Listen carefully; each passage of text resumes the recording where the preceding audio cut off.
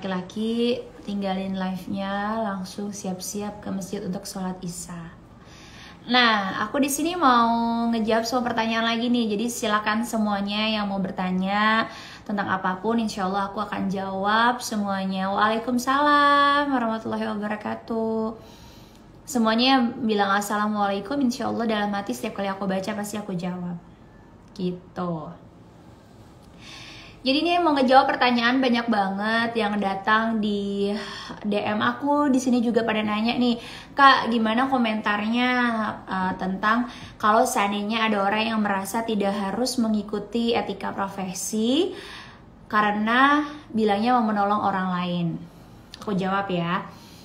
Bismillahirrahmanirrahim, tidak ada niat untuk menggurui siapapun di sini. Tapi kalau buat aku adalah begini, setiap kali kita mau melakukan hal apapun itu harus kita mengikuti aturan-aturan. Kalau aku pribadi, base-nya aturan kakak apa aja kak? Aturan aku base-nya adalah yang pertama adalah pastinya aturan agama yang harus aku patuhi juga dan aku harus jalanin juga.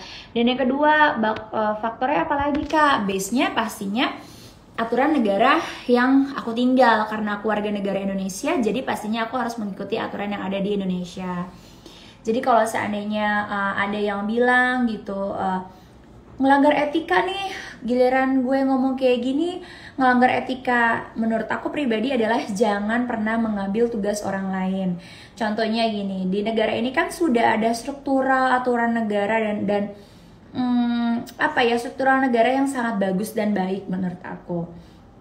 Jadi kita sebagai warga negara yang baik, apabila kita melihat hal yang tidak sebagaimana mestinya, maka bersabar diri. Polanya gimana? Kalau ngelihat ada yang salah kak, ya laporin ke bapak polisi gitu. Jangan kita eksekusi atau main hakim sendiri. Contohnya nih, ada seorang pencuri. Kalau seandainya memang sudah ada buktinya dia mencuri, sudah terbukti dan lain sebagainya, kita sama-sama, seandainya kita dari kampung kita nih bawa ke RT dulu, nanti sama-sama dengan Pak RT beserta saksi-saksi yang ada dan barang bukti yang ada, melaporkan kepada pihak yang berwajib, seperti itu. Ada lagi contohnya nih, contohnya kan lucu-lucu kak, kalau ada yang jual bakso tikus atau bakso boraks gimana? Ya pastinya caranya gampang, caranya adalah kita laporkan dulu juga. Wajib melaporkan kepada pihak RT RW, nanti RT RW akan datengin biasanya. Terus dicek bener nggak di dapurnya ada tikus atau ada boraksnya. Kalau seandainya terbukti dengan bukti-bukti yang ada, nanti akan dibawa ke kantor polisi dan dilaporkan. Seperti itu. Jadi jangan kita itu melanggar, alasannya mau berbuat baik, alasannya mau membela orang, tetapi kita melanggar yang namanya etika profesi, kita melanggar yang namanya aturan negara. Karena nanti kalau semua orang main hakim sendiri, main eksekusi sendiri, apalah jadinya negara kita ini gitu. Kalau seandainya niatnya baik, emang niatnya mau membela dan menjaga, ya ajarin aja orang-orang di sekelilingnya untuk pintar. Contohnya nih, seandainya tahu nih, ini bakso emang bakso borak, sedangkan masih berjualan dan lain sebagainya, tinggal kasih tahu aja, hai semuanya, contoh-contoh dan ciri-ciri bakso boraks itu seperti apa. Kalau dulu kan ada juga tuh tahu-tahu yang zamannya tahu, pada jual tahu nakal pakai apa sih, boraks juga kalau nggak salah, dikasih tahu tuh ciri-cirinya seperti apa. Sama juga dengan adanya kasus kemarin nih, Mbak Silka Gucci 91.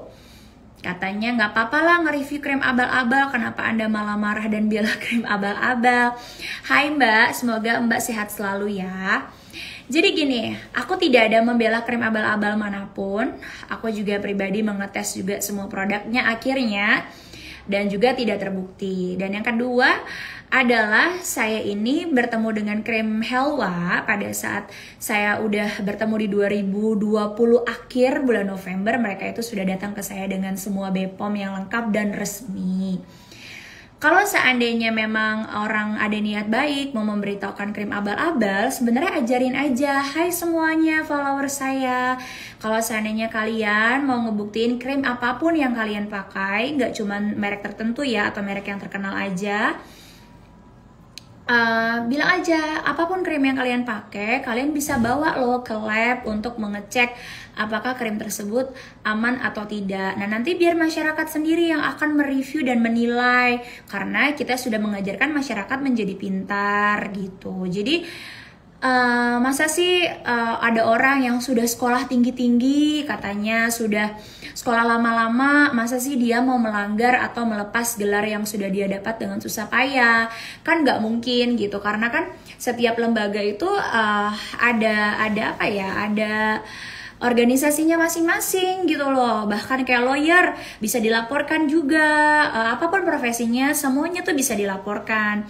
Karena setiap profesi itu sudah memiliki lembaganya sendiri. Makanya aku udah bilang negara kita itu sudah tersusun dengan struktural yang sangat baik dan bagus. Jadi sebagai warga negara gimana sih caranya kita ya harus mengikuti semua etika-etika yang ada. Etika-etika tersebut itu dibuat untuk agar kita sebagai manusia tidak arogan, agar kita tidak main hakim sendiri, agar kita tidak membuat peraturan semua sendiri. Karena kalau semua orang tidak ada batasan apapun, tidak ada aturan dan tidak ada etika apapun, apa jadinya negara kita? Udah cukup malu sih ya menurut aku sebagai sebagai orang netizen Indonesia, karena aku juga kan netizen ya menurut aku. Jadi sudah cukup malu dengan adanya kita itu disebut sebagai netizen yang tidak sopan se-Asia Tenggara. Maka ini menjadi perhatian kita sama-sama, yang dimana sebagai public figure juga kita tidak boleh membuat follower kita menjadi liar, follower kita semakin membuli. Kalau seandainya kalian semua mungkin melihat postingan saya selalu mengajak untuk follower saya untuk tetap menggunakan adab yang baik, mengikuti etika yang ada, dan mengikuti proses hukum. Jadi sekali lagi pesan aku buat kalian semua, jangan main hakim sendiri. Maling aja yang sudah terbukti maling, itu nggak boleh kita hakimin sendiri gitu. Apalagi orang-orang yang memang belum tentu pasti dan sebagainya. Makanya kalau buat aku pribadi, jangan mengambil tugas orang lain gitu ya. Kalian mau mendukung siapapun monggo silakan, saya tidak akan mau urusin gitu. Tapi saya selalu mengingatkan untuk kalian menjadi orang-orang yang pintar. Kalian harus menjadi orang-orang yang cerdas. Jangan terbawa harus gitu ya. Jangan terbawa biar sama-sama heboh, sama-sama viral gitu, tapi merugikan diri kalian sendiri. Karena betul banget tuh, adab harus di atas ilmu, betul. Karena kita harus mematuhi semua aturan negara yang kita tinggal, dan juga menghargai etika profesi yang kita miliki. Plus kita harus juga ingat, jangan sombong menjadi manusia, sehingga kita tidak berhak untuk menghakimin manusia manapun. Karena setiap orang pasti punya kesalahan, dan pasti juga mereka akan mencoba untuk jauh lebih baik dari yang sebelumnya gitu ya.